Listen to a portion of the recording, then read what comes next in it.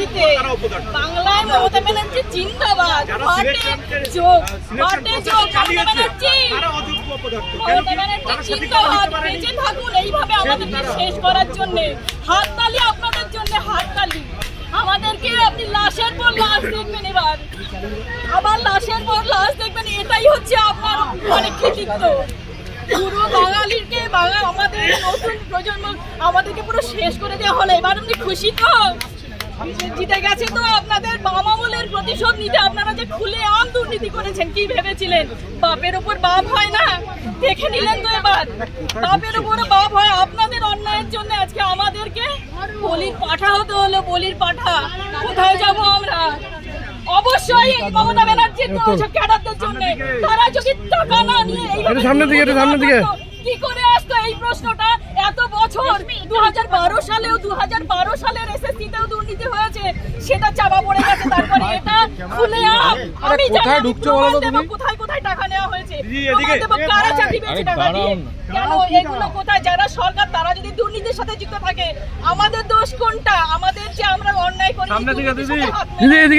তারপরে আমরা যে এইখানে এসেছি, এই যে অবশ্যই মমতা ব্যানার্জির লোকেদের যারা দুর্নীতি করেছে, তৃণমূলের এটা হাজার বার তৃণমূলের যারা খুলে আমারও অফার এসেছিল টাকা দেওয়ার জন্য, আমি চাইনি। তৃণমূলের লোকেরা নাম বলে দিতে পারি, আমি নাম বলবো না এখন।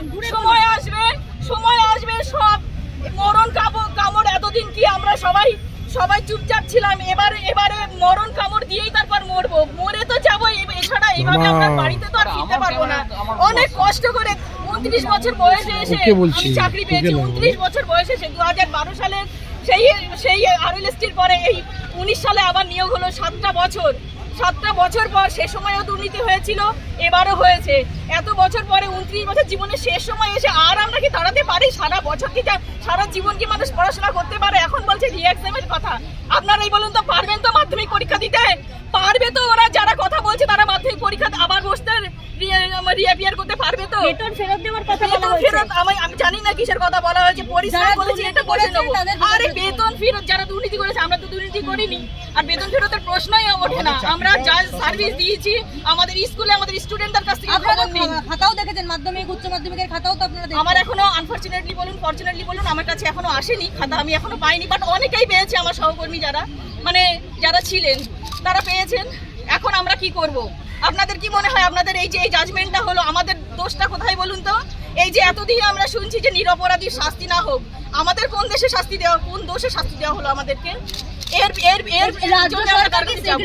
বাছাই করতে পারেনি বলেই আপনাদের এই ফল ভুগতে হচ্ছে। বাছাই করবে কি করে? যে চুরি করলো তাকে যদি বলেন যে আপনি যে জিনিসগুলো চুরি করেছেন ফেরত দিন, আপনি দেবেন? যে চোর তাকেই বলছে বাছা হোক।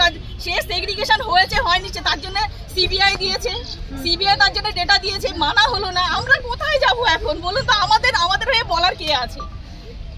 আদালত হাইকোর্টে আমাদের করে দিল, সুপ্রিম কোর্টেও সেম। আমরা তো বুঝতে পারছি যে আমরা যদি দোষ না করে আমরা শাস্তি পেয়ে থাকি, তাহলে এটা ডেফিনেটলি পলিটিক্স ছাড়া আর কিছু না। এই রাজ্যে